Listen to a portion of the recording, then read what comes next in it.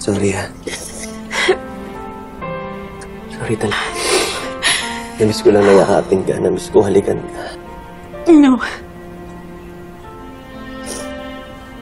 Hindi ko sinasadya, pero feeling ko napaso ako. Hindi mo na rin kalimutan yung ginawa mo. Gerald, I think I just need more time.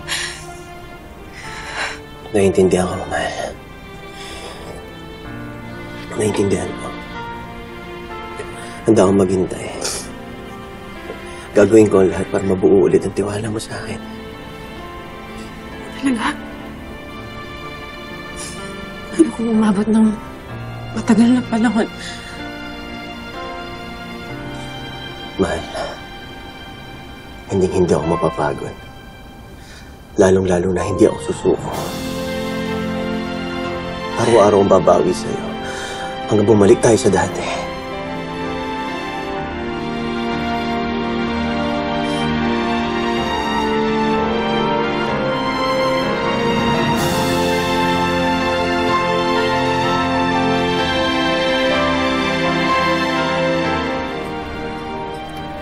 Tita, thank you sa advice mo, ah.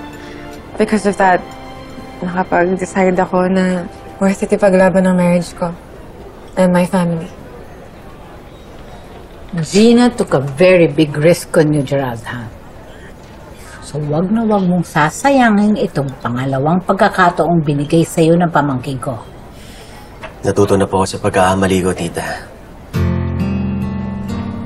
Hindi ko na po sasaktan si Gina.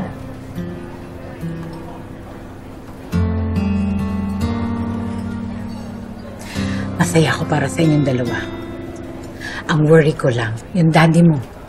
Paano kung hindi niya magustuhan na tinanggap mo ulit itong asawa mo? Kamag-alala, mahal ko. Sabay nating haharapin si Dad. Paninindigan natin sa kanya yung desisyon natin about our marriage. Mananatili tayong buong pamilya.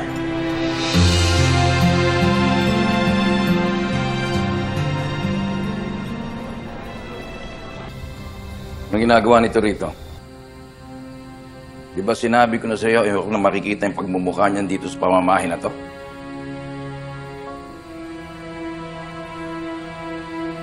Dad, I've made up my mind. Patawarin ko na po si Gerald. Nagbalikan na po kami.